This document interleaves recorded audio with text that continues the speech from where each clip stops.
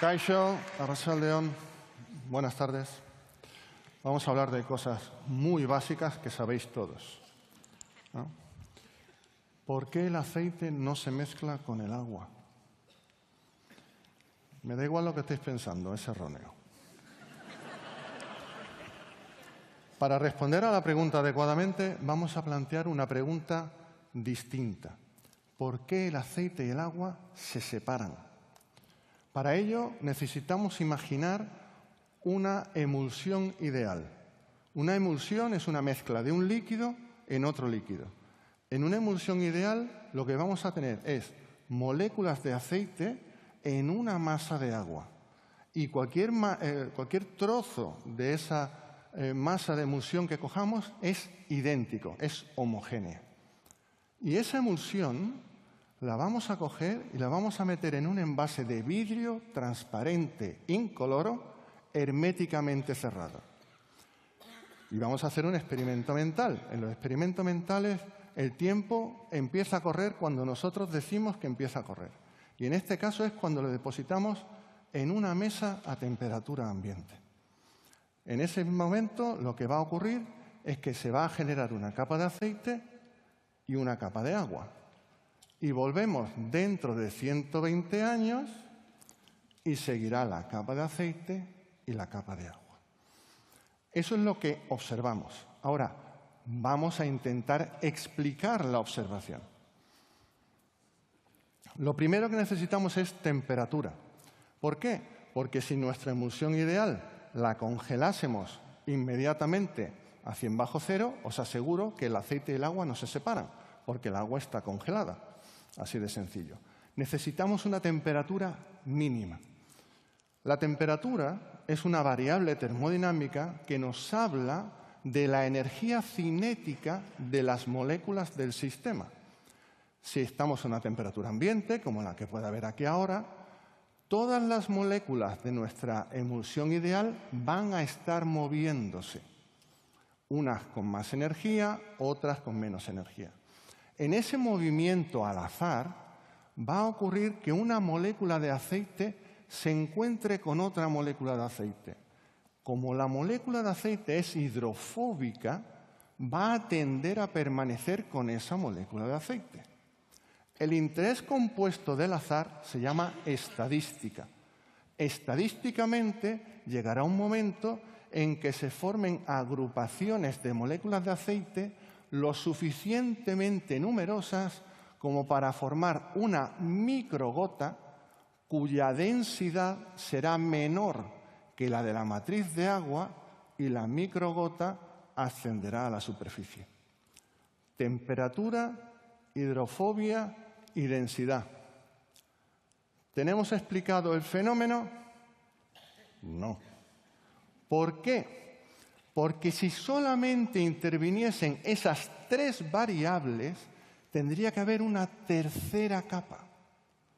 Una capa finísima entre la capa de aceite y la capa de agua, formada por las moléculas de aceite que tienen más energía que se meten en la capa de agua y moléculas de agua que tienen mucha energía que se meten en la capa de aceite.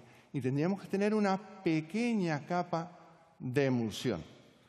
Una emulsión tiene el aspecto como el que veis en ese vaso desprecipitado. Eso es lo máximo que se puede conseguir de emulsión por métodos físicos, por nanocavitación. Pero esa capa no está. ¿Y por qué? He dicho antes que habíamos metido nuestra emulsión en un envase cerrado herméticamente. Quien haya estudiado física le habrán hecho las orejas así.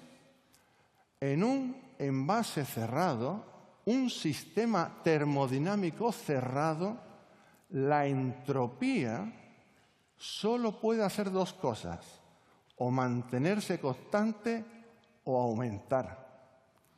Si hay un proceso y el paso de nuestra emulsión ideal a las dos capas es un proceso, la entropía ha aumentado.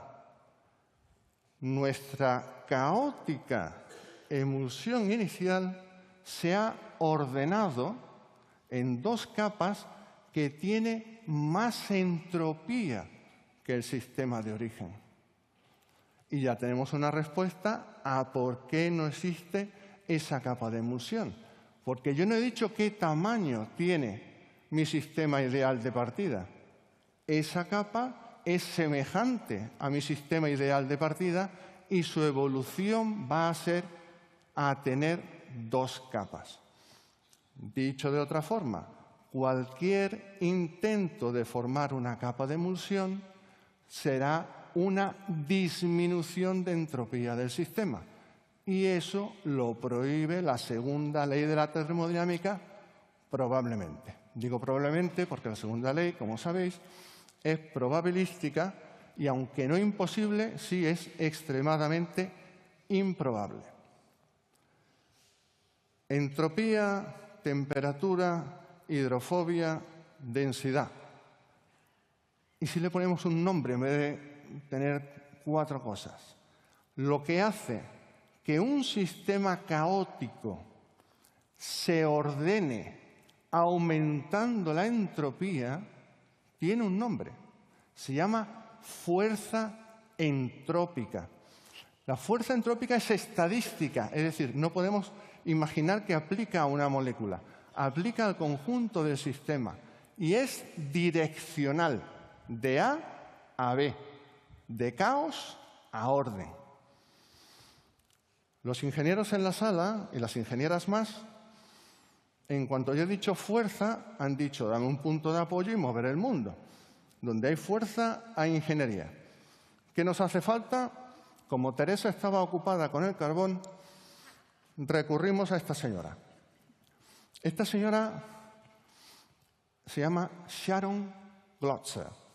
Es catedrática de Ingeniería Química de la Universidad de Michigan y es la madre de todo lo que voy a contar a continuación.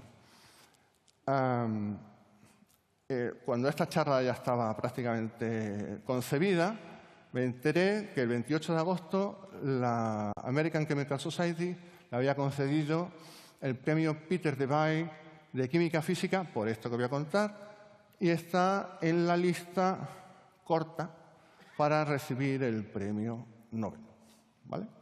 ¿Y qué es lo que voy a contar? Pues que la física entrópica, esta señora demostró que en vez de una emulsión, la emulsión es un tipo de coloide, si en vez de un líquido en un líquido yo tengo nanopartículas en un medio, yo puedo dar las condiciones para que las nanopartículas, por fuerza entrópica, se ordenen. Se ordenen como ¿cuánto de ordenado? Muy ordenado, poco ordenado. ¿Qué es lo más ordenado que hay? Un cristal.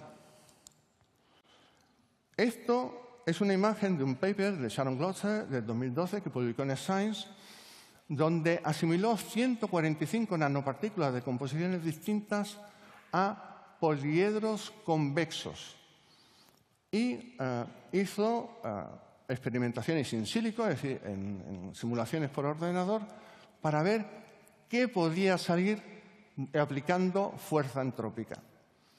Como podéis ver, salen distintos tipos de cristales. Abajo, en el centro, veis que pone crystal lattice, que eso es red cristalina, y al lado pone bones.